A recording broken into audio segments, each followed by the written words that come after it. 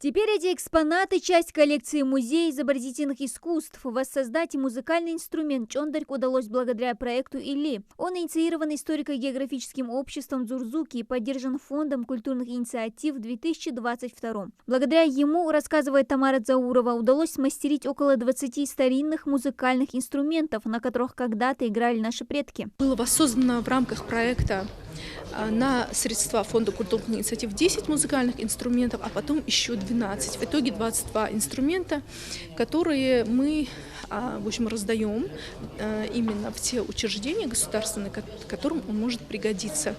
Вот кроме обучения и девочек, то есть 4 человек, которые получили в дар такие же музыкальные инструменты, мы передали в Национальный музей музыки Российской Федерации, это имени Глинка, который находится в Москве. Чондарьк, переданный в дар музею ИЗО, историко-географическим обществом Дзурзуки, как и остальные, смастерили на основе архивных материалов и фотографий инструментов, найденных в ингушских склепах. За кропотливую работу, по словам Танзилы Зауровой, взялся Зубер Еуас, известный кабардинский музыкант и мастер по изготовлению старинных инструментов. Архивный материал мы ему предоставляли, он по ним составлял чертежи и в итоге разработал инструмент, который создал.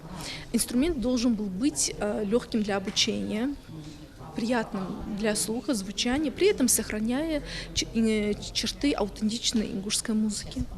Что ему очень хорошо удалось, честно говоря. После этого мы его пригласили, он обучил наших детей, мы дали даже отчетные концерты, дети прекрасно научились играть. То, что чондарьк выполнен профессионалом, видно невооруженным взглядом, отмечают и работники музея, что очень радует, ведь это первый музыкальный инструмент, который пополнит фонд музея. Мы очень рады, что сегодня это все возрождается, и что фонды нашего музея пополнились вот этим замечательным национальным инструментом чондарьки. Этот инструмент выполнен настоящим профессионалом. Очень важно, что этот инструмент играющий сегодня. И я думаю, что, наверное, какие-то у нас будут проекты, выставки, где обязательно мы будем приглашать людей, которые умеют играть на этом инструменте. И мне кажется, это будет настоящим украшением и гордостью нашего фонда.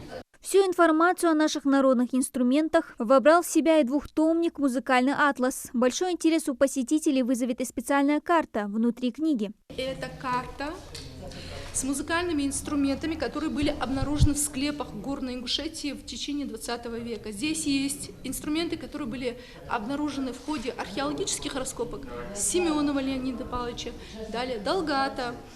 После этого идет Мужухоев, проводил археологические раскопки и обнаружил их. Материал для книги искали в 35 архивах и 18 музеях страны. Трудились над ним 11 авторов. Труд этот уникален, уверен и Якуб Патиев. Это огромный труд собрать под одну обложку столько знаний, столько сведений, столько забытых имен. Мы знали, допустим, несколько певцов, которые, по крайней мере, Тецкий, Ведрис и так далее, Тимурзиев, Батурин, но многих я не знал. В завершении встречи дарителям, а именно историко-географическому обществу Дзурзуки, директор музея Любовь Тумгоева вручила благодарственную грамоту и отметила их значимый вклад в духовную и материальную культуру ингушского народа. Ну а они же, в свою очередь, планируют и дальше пополнять фонд музея новыми уникальными экспонатами. Дана Плиева, Акрамат Дасхоев, Новости 24.